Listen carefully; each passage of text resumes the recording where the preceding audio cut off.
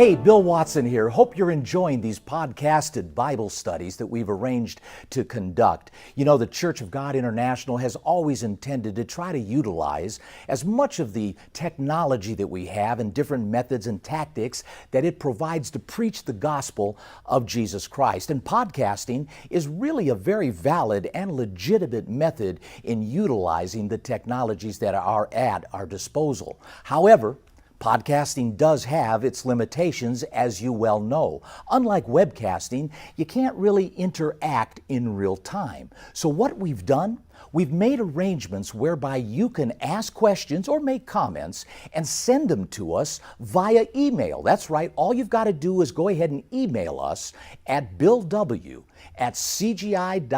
and hopefully this is going to enhance the educational value of the subject that we're covering as we go through the topics in a more specific way, being directed by your questions and your comments. So let's go ahead now, prepare to go back into the book that we're studying, and we'll look forward to your comments and questions. Just email us. Remember, email us at billw@cgi.org.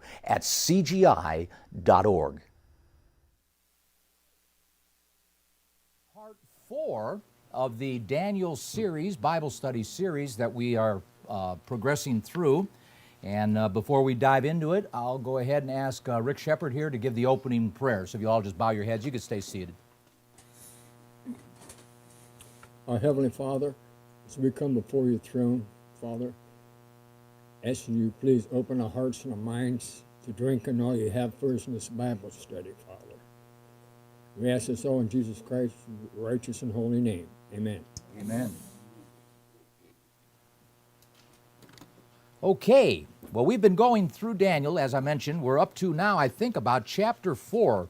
We made it through chapter 3 last week, which was rather surprising to me because I didn't anticipate finishing chapter 3 as we did, but that was good because we're a little bit ahead of schedule in light of that. But I did want to go back just to reiterate some things with regard to chapter 3 because I think it's important for all of us to get a little bit of a backstory with regards to Nebuchadnezzar and his shenanigans, his persona, his way that he was, in all due respect, the emperor or king of Babylon.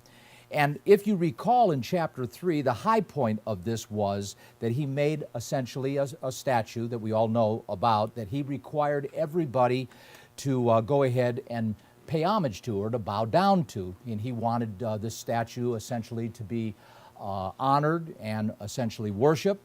He went ahead and made it. Most cases, most scholars do not believe that the statue was a statue of him. Although he was named after one of the gods, by the way, Nebuchadnezzar. Nebu was a god of Babylon, and of which many of the Nebus were indeed named after one of the gods of Babylon. Nebu it was Marduk was another one, and there was a third one that I can't recall right now, but they were the three main gods of Babylon, of which Nebuchadnezzar was renamed or named after. But I wanted to take some time because some of what we saw in chapter 3 I didn't articulate in this regard with respect to the fact of just what necessitated him to do what he was doing. He was a narcissist on steroids.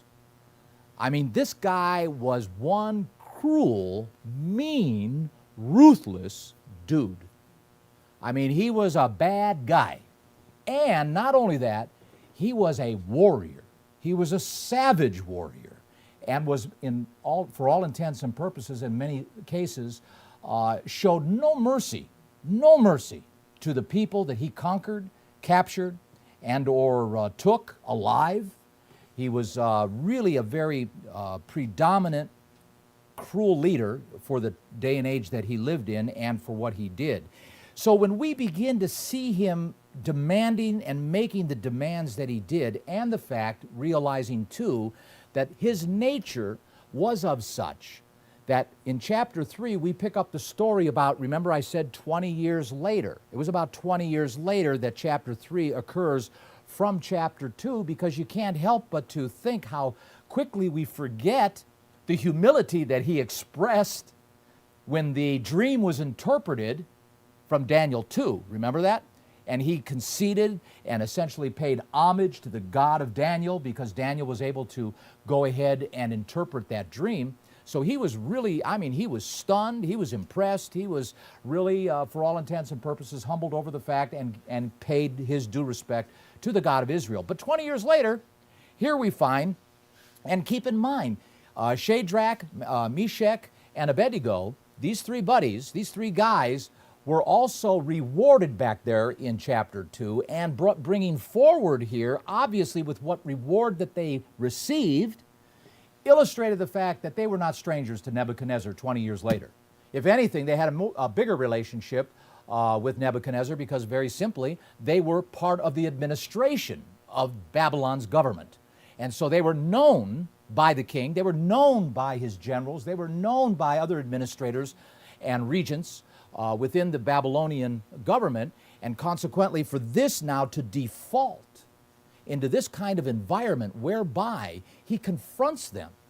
He confronts them and actually embarrasses them because what he does over here, and I just want to reiterate here and take a little time to kind of reconnect with some of this. He says here in verse 15, now if you be ready that at what time you hear, and this is Nebuchadnezzar talking, he says, the sound of the cornet, the flute, the harp, and so on, the instruments, you fall down, worship the image which I've made.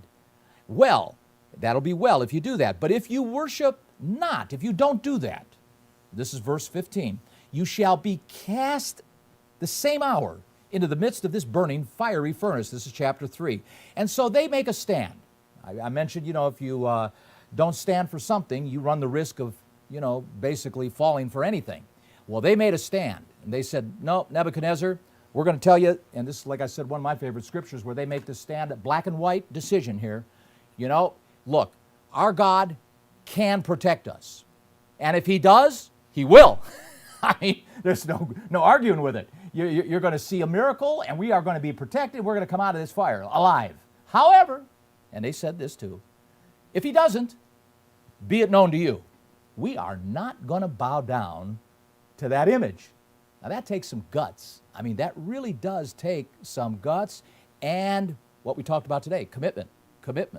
They were dedicated to making sure there were no compromises to be done. And so we go down through this story, we understand that even the very guys that threw them into the fire were actually burned up. And what I mentioned, or what I was alluding to when I mentioned the fact that they were, that is Shadrach and Meshach and Abednego were actually embarrassed is this, and that is they were actually thrown, or tied up, wrapped up, bound in all of their political garb, their turbans, their jackets, their long robes. He was making a statement to all of his regents, all of his political operatives that he was not, Nebuchadnezzar was not going to stand for any kind of disobedience to this edict or decree that he had made. And so for all intents and purposes, using these three guys as an example, bound them up in all of their political garb and went ahead and threw them in that fiery furnace like that. Totally humiliating them to a point whereby his intent was to make that clear to the rest of his political parties and operatives that he wasn't going to tolerate any of this kind of, as I say, disobedience or rebellion toward this decree. So then we go down through, of course, this narrative in chapter 3, and breaking down into the situation being that he sees 4 in there, and of course they were protected, and consequently the result is, in verse 29, let me go to verse 28. Then Nebuchadnezzar spoke and said, "Blessed be the God of Shadrach, Meshach, and Abednego, who has sent his angel and delivered his servants that trusted in him and have changed the king's word and yielded their bodies that they might not serve and worship any god except their own God. Therefore, I make a decree that every people, nation, and language which spoke anything amiss against the God of Shadrach, Meshach, and Abednego shall be cut in pieces, and their houses shall... I mean, this guy's brutal. Listen to his description. I mean, you think about what he's saying here. Think about what he's saying, how brutal he is. Anybody that speaks evil of the God of Israel, of these three boys, of these three men, young men, because they were probably, like I said, in their mid to late 30s at this time, because it was about 20 years later from the time when they were originally captured, which made them probably about 16, 17, 18 years old. So he says here, shall be cut in pieces. Their houses be made dunghill, because there is no other God that can deliver after this sort. And then the king promoted Shadrach, Meshach, and Abednego in the province of Babylon. So he promotes them again. He knows these guys. He promotes them again to even a greater position of authority and leadership and political prominence within the country of Babylon. Here again, interestingly enough, Nebuchadnezzar, comes to realize that this God that has been constantly expressed and made to be illustrating to him, that is to Nebuchadnezzar, that God, is greater than him. Finally, and again, humiliates Nebuchadnezzar, shows once more that that God of Israel, is indeed superior.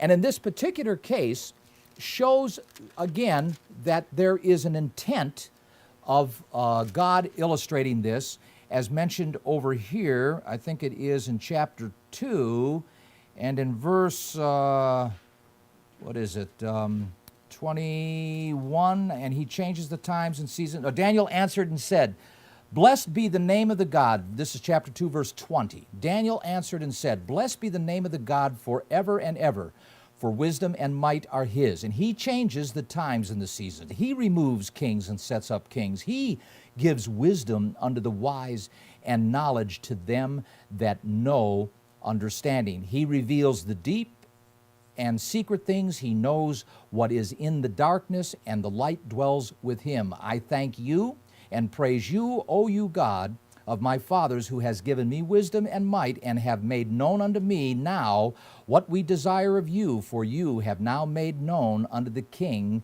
unto us, the king's matters. So again here, illustrating once again that God is actually the one superior in position to put in place kings, put in place emperors. He's in control of the narrative of how things play out. And secondly, in chapter 3 illustrates that he's not only in the backdrop, steering circumstances and geopolitical events, but he can choose, this God can choose, to actually intervene and break the veil of our reality and actually begin to involve himself through involvement of actual manipulation of physical laws that would work contrarian to the natural laws. I mean, those three guys should have been burned up, without a doubt. They should have went up in a puff of smoke.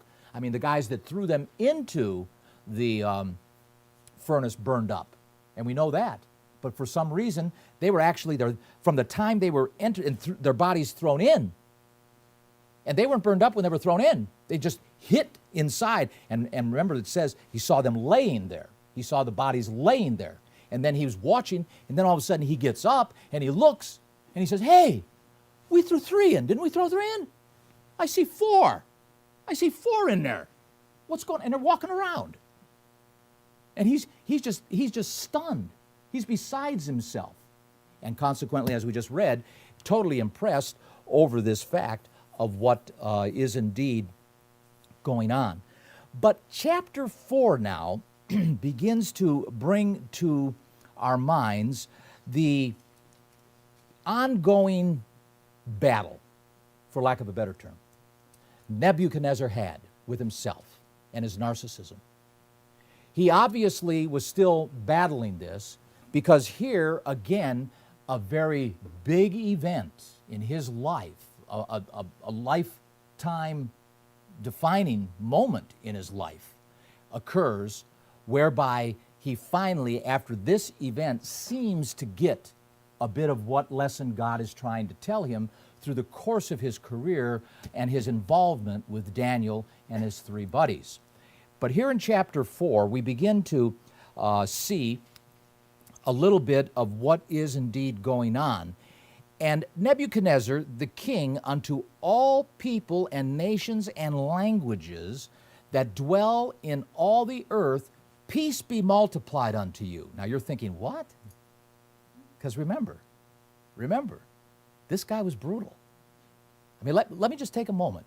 Let me just take a moment to give you a little bit of history about Nebuchadnezzar, because this is very out of character, and I'm going to try to connect the dot here as to what prompted the opening of this chapter from Nebuchadnezzar to greet all the people, nations, and languages that dwell on the earth. Peace be multiplied unto you. Look at verse 2. I thought it good to show the signs and wonders that the high God has wrought toward me.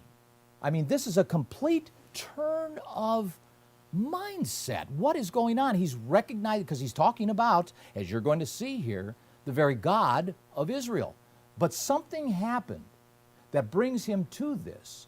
And to really appreciate the degree, the contrast, the intensity of the change of him as a factor, a brutal, just notorious, narcissistic factor, is amazing.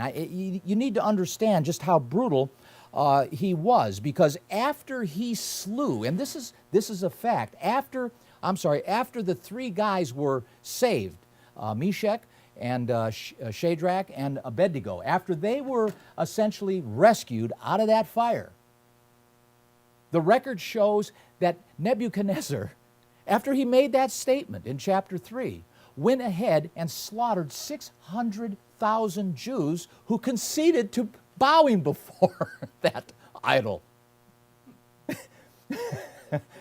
That was the record. The guy was brutal. He said, bow. So they bowed. And then these guys get protected, and he says, whoa, well, you guys should have stood up. You should have never bowed. Kill him. And he kills 600,000 Jews.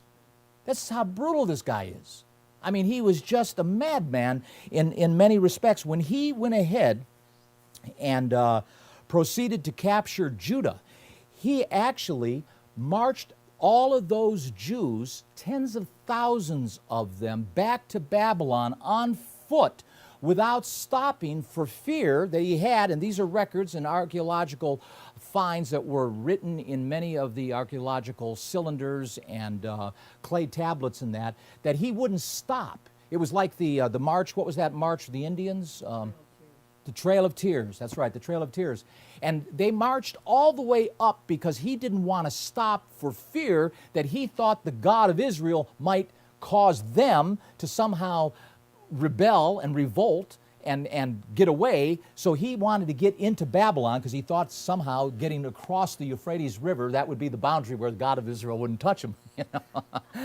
And so it went ahead and they got up there. And essentially when they got up there, I mean, he didn't feed them, he didn't drink them. They were dropping like flies all the way up there. I mean, it was a terrible thing. It was a terrible thing. Not only that, he marched them, in some cases, naked as a jaybird.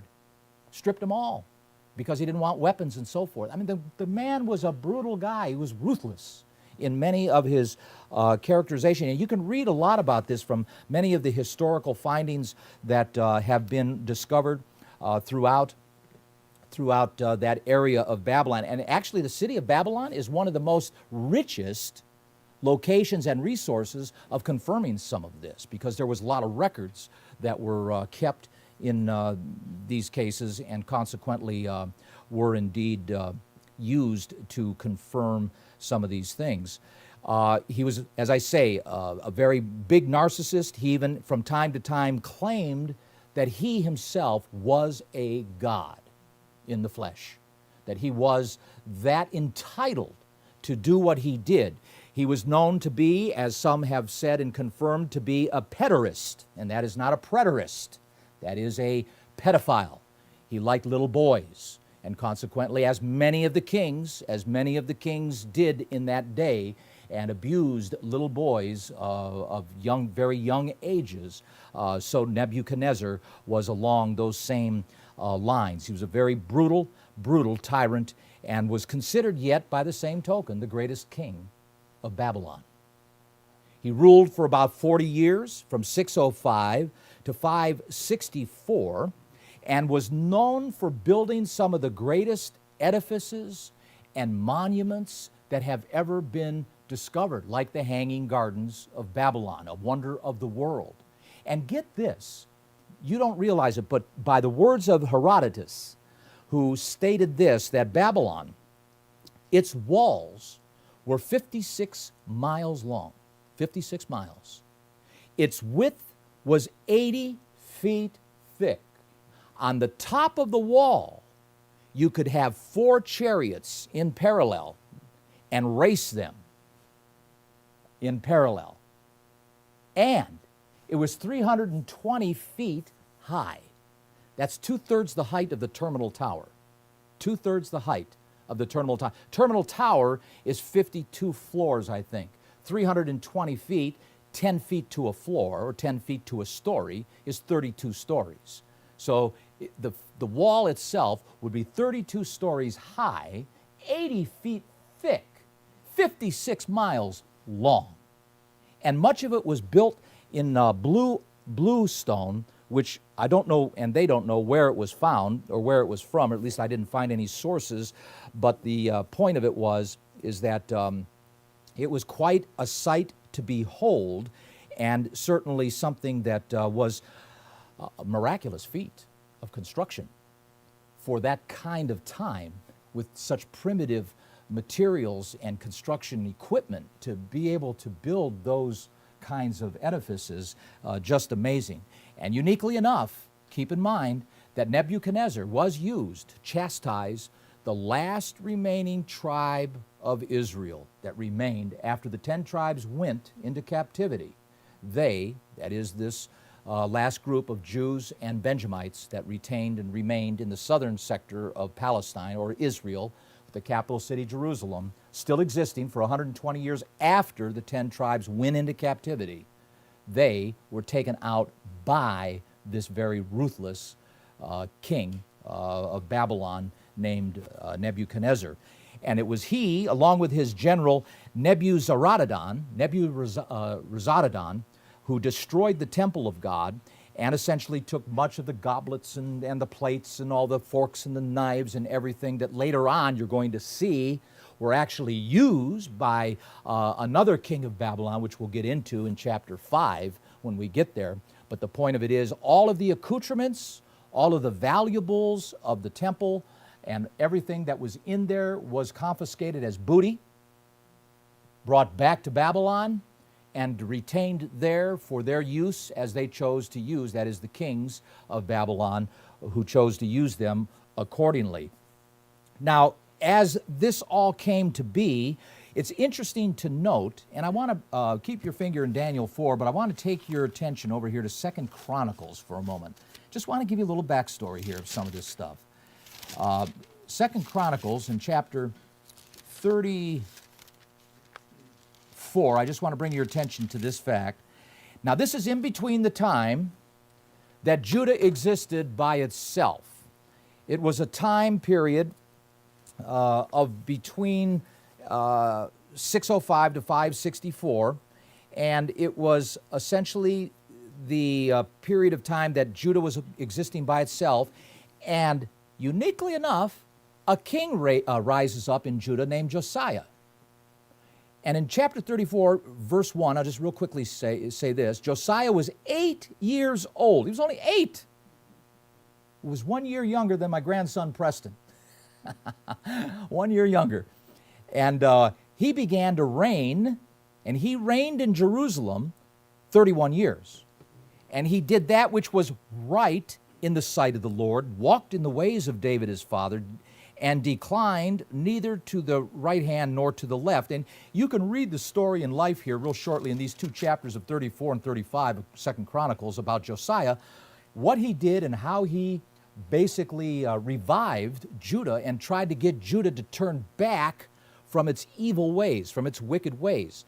And he was the, if I recall right, he was the grandson of Manasseh, who was a very evil Jewish king, very evil.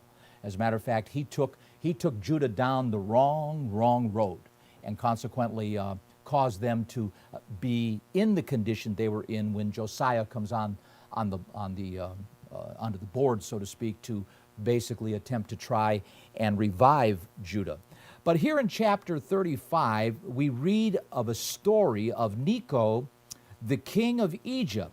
Now, the king of Egypt, you have to understand, was allied with Assyria. And this was the downfall of Assyria. Remember, Assyria beat up the 10 tribes. Assyria were the Nazis of the neighborhood 100 years or so before. They were tough dudes as well. They were really a bad group of savage warriors and tribesmen, so to speak. They were now being chased down by Nebuchadnezzar and his group. And this was the transition period of the time when Judah would fall to the hands of the Babylonians, because the Babylonians, who were allied with, in this case, the Medes, were in fight with the Egyptians and the Assyrians, who were allied. And this battle of Carchemish is a battle that essentially marks the end of the Assyrian Empire. Right here in verse 20, 2 Chronicles 35. This was a great battle. Carchemish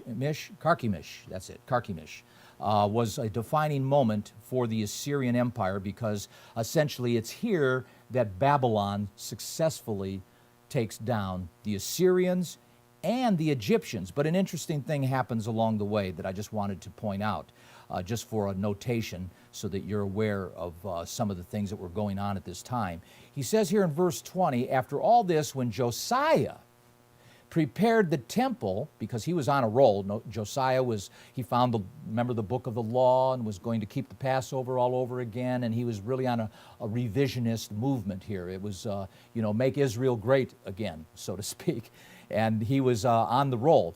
And so here he says this in 2 Chronicles chapter 36, we are told that Necho, the king of Egypt, comes to fight against Carchemish by the Euphrates, and Josiah went out against him. Josiah is going out to fight Egypt, who's allied with Assyria. He's picking a fight. And he sent ambassadors to him, saying, "What have I to do with you, you king of Judah?" In other words, Necho sends out ambassadors to Josiah, and he says, "Josiah, look. What, are you on a suicide mission? You on a death wish? Stay out of our way. Our fight's not with you. Our fight is not with Judah. Stay out of this. Stay out of this." He says, he sends these ambassadors to the king of Judah. Verse 21, "I come not against you this day, but against the house wherewith I have war." Who's that? It's Babylon and the Medes. I'm going to fight Babylon. I'm on my way to fight Babylon along with the Assyrians. The Assyrians and I are fighting Babylon and the Medes. That's who we're off. We don't want to be bothered with you. What's the matter with you? So he says here, and he goes on, "Forbear you from meddling with God, who is with me, that he destroy you not." So here again, I want to point this out. God is talking to a Gentile Pharaoh, Necho. He's talking to a Gentile king, Nebuchadnezzar. God is crossing boundaries because why? Because God is in control of all geopolitical events. You cannot deny the fact that when presidents, prime ministers, in our day and age is what I'm talking about now, presidents, prime ministers, and even in some cases perhaps even lower individuals of political operatives that are installed in certain roles and positions for certain purposes, cannot deny the fact that from time to time, to what degree, I don't know, but I do know this, that there is plausible consideration to believe, and to, especially on the level of presidents and prime ministers and kings and so forth of nations, even in today's world, the 21st century, that those people have been installed for providential or on a providential basis or premise. Why do I say that? Because on the broad scheme of things, God's in control. And he's not going to let this plan, this play, this salvation program that he designed, and again, let me say, pre-wrote the script. The script is already written prophetically in many respects to come to fruition in a particular fashion and way.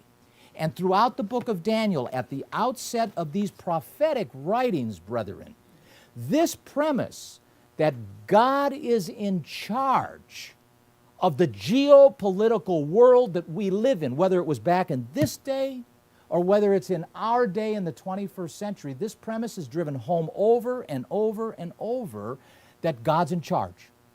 And you're going to see this in chapter 4 of Daniel as we proceed through the scriptures, that once again, the lesson for Nebuchadnezzar to learn was that God is in charge. Chapter 2 was about God is in charge. Chapter 3 is about God is in charge. Chapter 4 is about God is in charge. You're going to find in chapter 5, it's about God is in charge. And remember, this is also very important. In the prophetic writ that we're involved with here, brethren, the underscore of this is very important to grab, in that Babylon was the head of gold. It was the first empire of 4. 3 more were to come. And the line in the sand drawn at this time in history, in the book of Daniel, when the Jews and the Benjamites are now in the 70-year period of captivity, because it was a finite time, 70 years. It was 70 years. It was a finite time. But those 70 years mark no other time in history like this, in that up to this point, there was no organized nation of Israel in existence on planet Earth for 70 years. Both houses were gone, taken out. And so from the time of Exodus to this time, there was no organized tribe and or houses of Israel, or house of Israel, however you want to characterize it, through the course of its existence from the Exodus till now to occur. And so here you have this situation being whereby Josiah says, nevertheless, Josiah would not turn his face, verse 22, from Necho, but disguised himself that he might fight with him, and then hearken not unto the words of Necho from the mouth of God, and came to fight in the valley of Megiddo, Armageddon, the valley of Megiddo, the valley of Megiddo. And the archers shot Josiah, and Josiah said to his servants, take me away, I'm wounded. The servants therefore took him away in the chariot, put him in the second chariot and that he had, and they brought him back to Jerusalem, where he died and was buried in one of the sepulchres of his fathers. And all Judah and Jerusalem mourned for Josiah. And Jeremiah even lamented, because Jeremiah was alive at this time. That's part of the sequence of all of this and the timeline that we're operating on, because remember, during the time of Daniel, Jeremiah was alive, as was Ezekiel. Ezekiel was alive too, the 3 of them. They were in 3 different locations, with Jeremiah in Jerusalem, and of course Daniel and his 3 buddies up there in the king's court in Babylon, and Ezekiel down by the river Kibar. So the 3 of them being alive, all with different ministries, but yet preaching the same message, in that Judah should repent, and that they should turn of their evil ways, and all the things that went along with that. But sadly, nobody was listening in this case. So it's important that throughout this whole region that we recognize just how evil and how dominant Nebuchadnezzar was, because even he ultimately, though he was allied, this is another amazing part of the story. Nebuchadnezzar, he allies himself with the Egyptians, and then like a piranha, when he's done using the Egyptians, he turns on them and beats them up.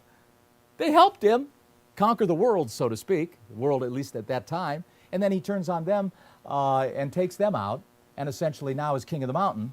And the Babylonian Empire, with the Jews in captivity and no nation of Israel, the temple razed, destroyed, all of the accoutrements and all of the things inside, taken as booty back to Babylon, along with all of the Jewish people, of which now Jeremiah preaching to the Jews among false prophets who were claiming that Judah would beat up the Babylonians, and Jeremiah saying, no, no, no, no, you got to prepare yourselves. Prepare for the long run. Buy homes, settle down, get used to being in Babylon, is what he's saying. You know, that was Jeremiah's message for the long term in short.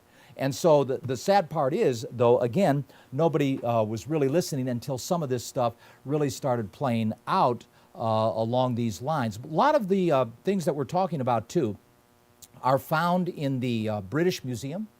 A lot of the things I've been sharing with you. Also, the Lachish letters, cuneiform tablets, and the Cyrus cylinder.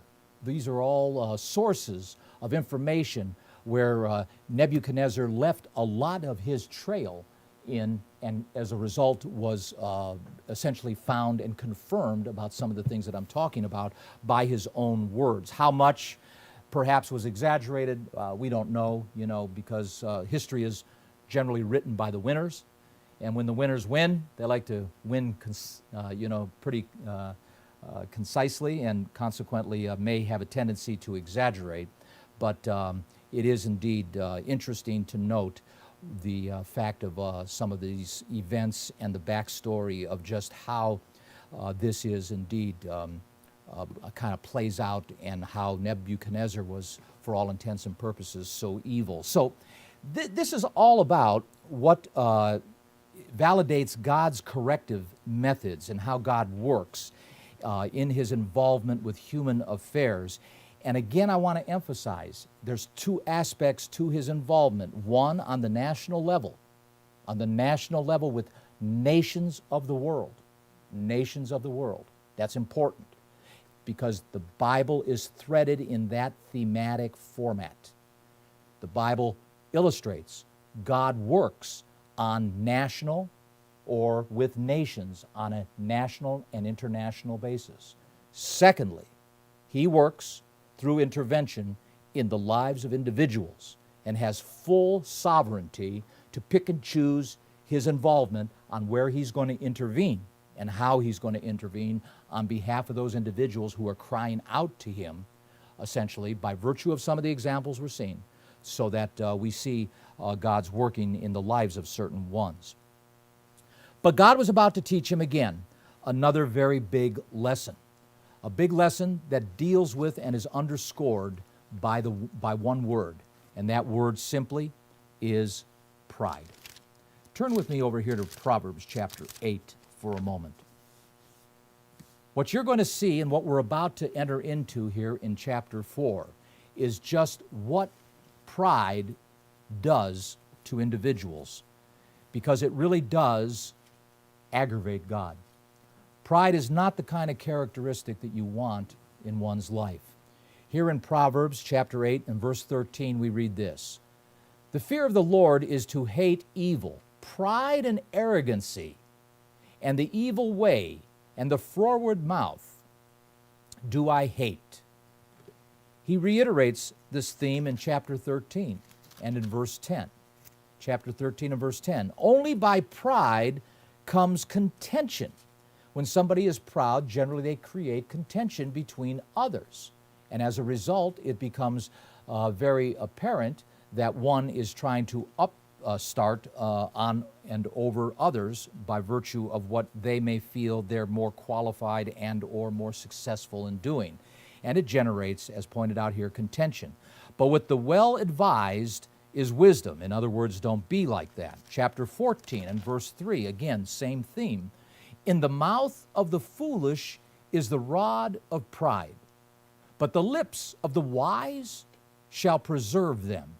And then, of course, the one that many of us are well aware of, that's mentioned oftentimes and referred to oftentimes in verse 18 and 19 of chapter 16, verses 18 and 19, we read this: "Pride goes before destruction, and the haughty spirit before a fall. Better it is to be a humble spirit with the lowly than to divide the spoil with the proud." You're better off if you're hanging out with proud and arrogant people.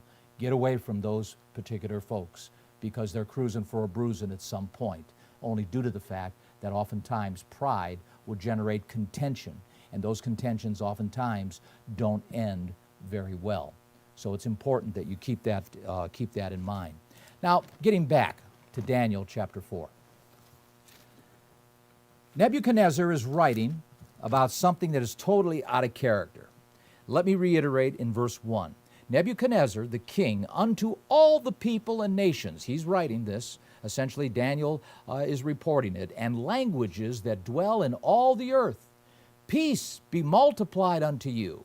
I thought it good to show the signs and the wonders that the high God has wrought toward me. How great are his signs, and how mighty are his wonders. His kingdom is an everlasting kingdom, and his dominion is from generation to generation. So here, Nebuchadnezzar, you would think, is stating something that is in agreement with and in exoneration of the God of Israel. And rightly so, because what you're going to see is he's going to take you back. He's going to give you what is a backflash. He's going to essentially, chapter 4 is explaining to you what has already happened. Keep in mind over here in chapter 4, over there in verse 37, notice the end of the story in verse 37. Now I, Nebuchadnezzar, this is chapter 4, verse 37. Now I, Nebuchadnezzar, praise and extol and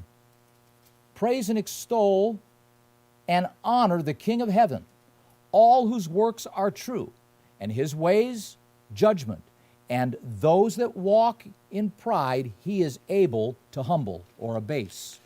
And so in context with that, you see verses 1 through 3 is now introducing to you a flashback of what brought Nebuchadnezzar up to this point and what prompted him to open up this story that he's about to share with us as a result, and the lesson he learned along the way, of which essentially was addressing what was underscoring his faux pas, his weakness, his Achilles heel, which was pride.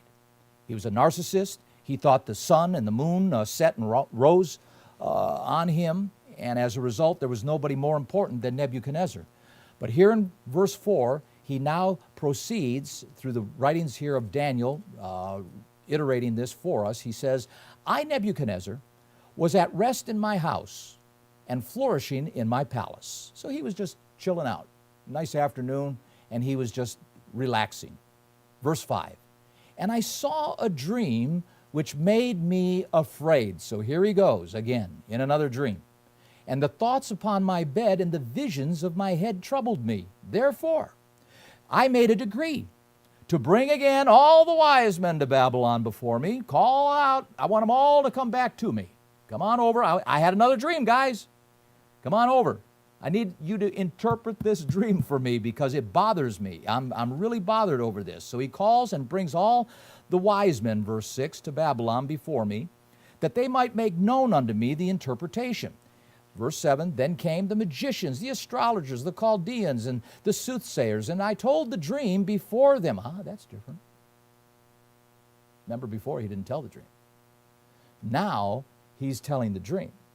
He's telling the dream because he really is bothered. He wants to know what in the world this dream is all about. So he tells the dream to them, but they did not make known unto me the interpretation thereof. But at last, verse 8, Daniel came in before me, whose name was Belteshazzar, according to the name of my God, and in whom is the spirit of the holy gods, and before him I told the dream, saying, and in this particular case, again, Bel was that other one. Was that was another god of, that was one I think that I wasn't able to remember before, of Babylon.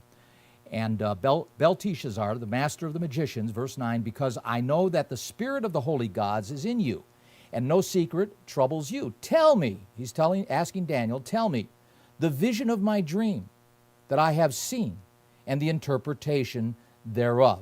And so he's now about, that is, Nebuchadnezzar is about actually to tell Daniel what the dream was. He's not in any way holding back what the dream was like before in chapter 2. This one, he's disclosing it. And he goes on and he says, thus were the visions of my head in my bed. I saw and behold a tree, and in the midst of the earth, and the height thereof was great. The tree grew, verse 11, and was strong. The height thereof reached unto the heavens, and the sight thereof to the end of all the earth. And the leaves thereof were fair, and the fruit thereof much, and it was meat for all. The beasts of the field had a shadow under it, and the fowls of the heaven dwelt in the boughs thereof. And all flesh was fed of it. And I saw in the vision of my head upon my bed, and behold, watchers. Watchers came into the dream. And a holy one came down from heaven. And many will say these watchers were basically watchmen. They're wakeful spirits. In other words, these are the ones that are indeed active in dealing with the execution of what God's plan requires and mandates at certain points in the course of this salvific program rolling out. And here we see that he dreamt of their involvement and intervention. And he cried aloud, verse 14, and said thus, hew down, that is this watcher, hew down the tree, cut it down, cut off its branches, shake off its leaves, scatter its fruit, let the beasts get away from under it, and the fowls from his branches. Nevertheless, this is interesting, don't take out the stump, leave it. Leave the stump. Leave the roots. Don't take out the foundation. Don't take out the base. Leave the base. Leave the foundation. Destroy the house. Take down the tree.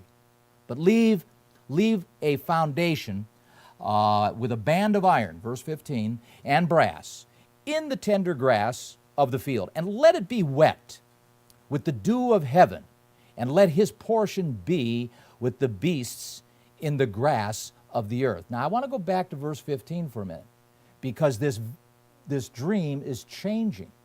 We've been talking about a tree. It's very surreal. It's very, very metaphorical.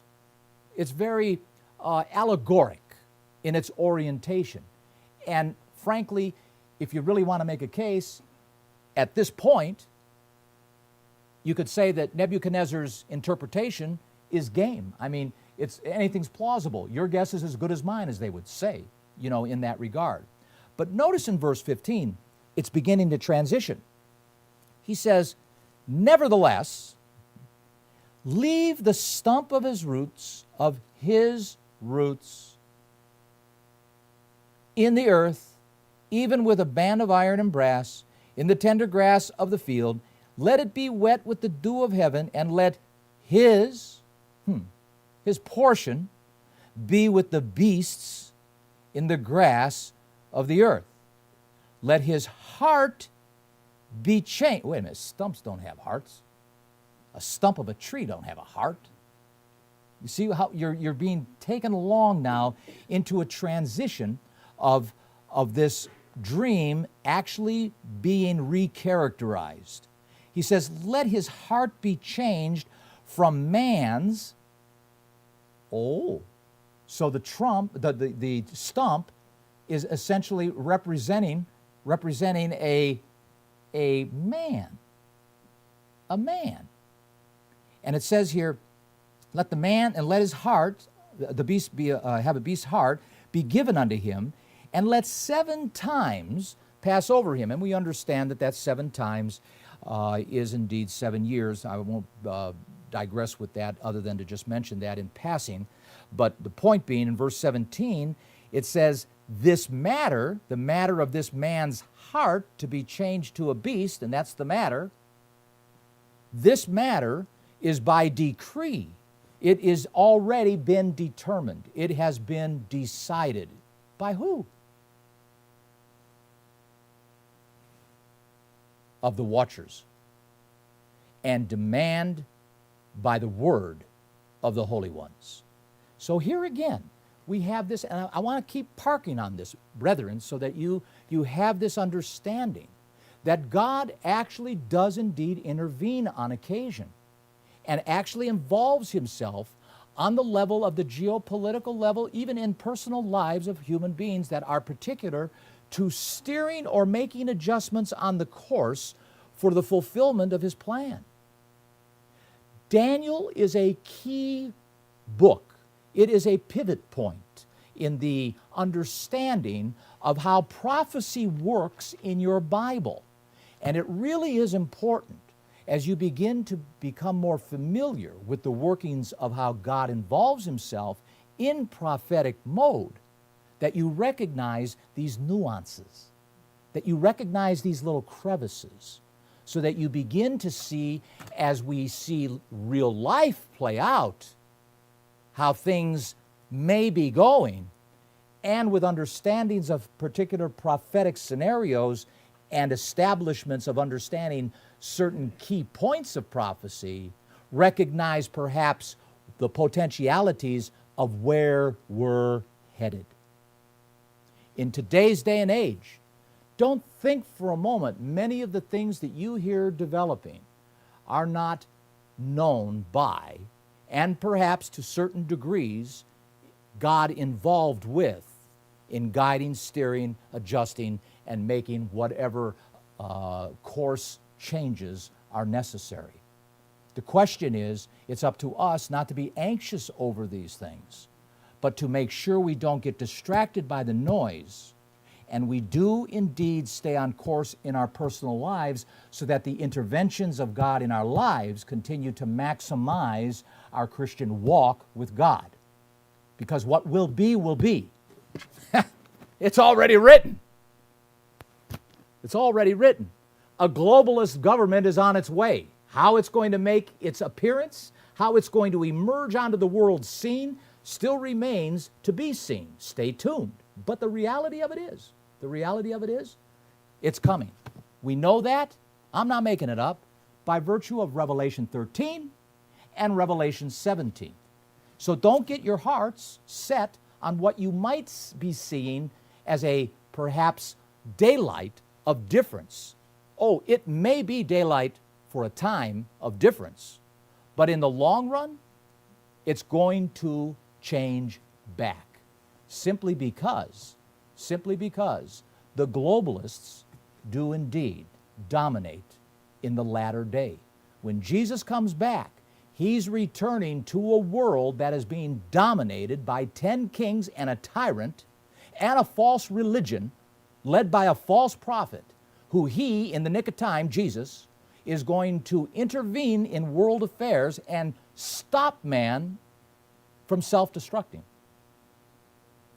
taking him to the brink of self-destruction and intervening at that time to commence the millennium and his return and the establishment of the kingdom of God, and of course the resurrection, hopefully, of many of us right here in this room, you that will be watching this later on, be it DVD or streaming it on your internet. So it's important that we recognize these particulars that are indeed involved with God being part and parcel to all of this. So in verse 17, the matter is by the decree of the watchers and the demand by the word of the holy ones, to the intent, again, here it is, to the intent, here's the intention of why the watchers are doing what they're doing, to the intent that the living, that's you and I, may know that the Most High rules in the kingdom of men and gives it to whomsoever he will, and sets up over it the basest of men. This dream I, King Nebuchadnezzar, have seen. Now you, O Belteshazzar, declare the interpretation thereof. For as much, that is, as all the wise men of my kingdom are not able to make known unto me the interpretation, but you're able. For the spirit of the holy gods is in you. Now, how did he know that? Because he saw him in action before. He saw Daniel in action before.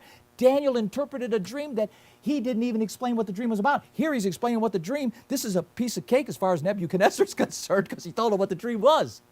Before, Daniel didn't have a clue on what the dream consisted of. And he was able to interpret it. Chapter 2. Now he knows what the dream is. So as far as Nebuchadnezzar, he is as confident can be that, look, I told you what the dream is, just tell me what it means. That's pretty easy. Just tell me what it means. So we're going to pick up from here.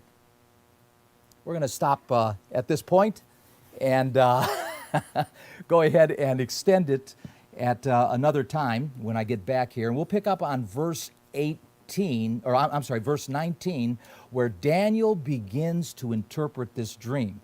And it's really an interesting way that Daniel gets started in this, simply because Daniel actually hesitates. Take your time and read verses 19 to the end of the chapter so that when we get back we'll resume that particular portion of Scripture. But it's really interesting because Daniel did have an affection for Nebuchadnezzar. He did have a real affection. You're going to see that affection described here because in many cases I think perhaps Daniel felt sorry for the poor guy, because he was such a proud narcissist of type that it was hard to believe, I'm sure, from Daniel's point of view, that somebody could be so self-centered and self-oriented and selfish, if you know what I'm saying. So we'll pick up on part 2 of chapter 4, which will be part 5. There'll be a test afterwards on that. But at any rate, we'll pick up when we get back and resume on the second half of chapter 4.